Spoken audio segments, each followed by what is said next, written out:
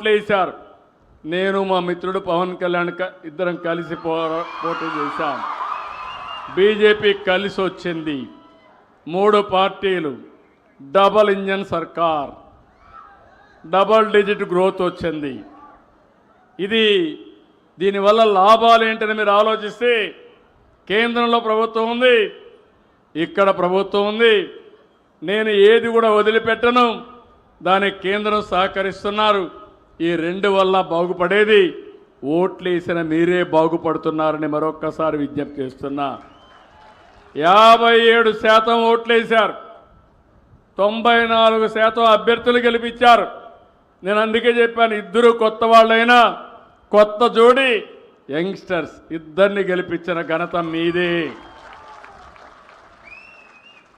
నేను వాళ్ళని కూడా వదిలిపెట్టను.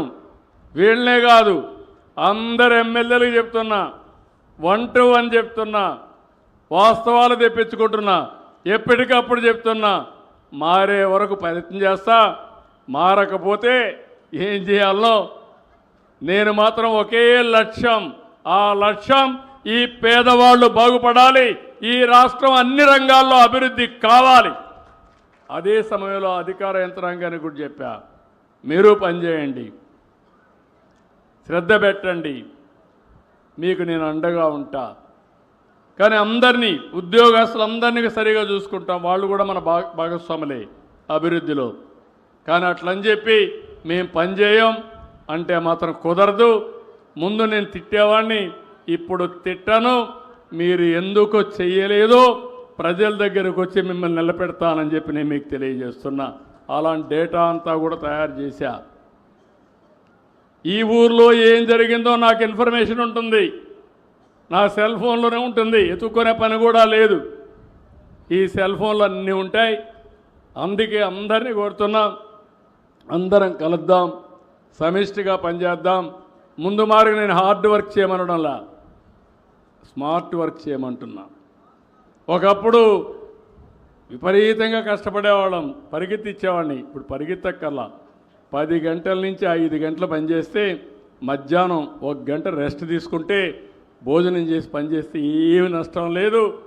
ఈ 6 గంటలు పనిచేయండి, మీరు బ్రహ్మాండంగా అన్ని పనులు అయిపోతాయని చెప్పి కూడా నేను మీకు తెలియజేస్తున్నా.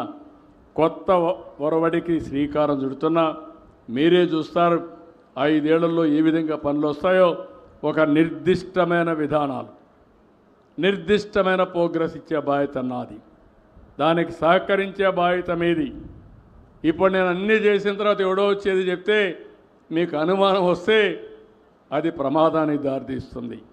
అట్లా కాకుండా మీరు ఆలోచించాల్సింది మీ భవిష్యత్తు కోసం ఆలోచించండి, మీ పిల్లల భవిష్యత్తు కోసం ఆలోచించండి.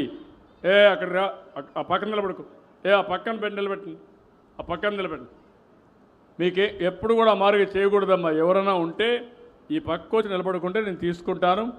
మీరేదో నా అటెన్షన్ తేవాలని మీటింగ్లో అడ్డం పడితే దానివల్ల మీకే నష్టం. పక్కకు రండి, నిలబడుకోండి, మీ సమస్య చెప్పండి. పోలీస్ వాళ్ళందరినీ ఫెసిలిటేట్ చేయండి. మీరు కూడా గొడవ కాకుండా వాళ్ళ సమస్యను అర్థం చేసుకొని వాళ్ళని నాకు కల్పించే బాధ్యత తీసుకోండి మీరు. అంతేగాని మీరు లేనిపోయిన సమస్యలు క్రియేట్ చేయొద్దండి.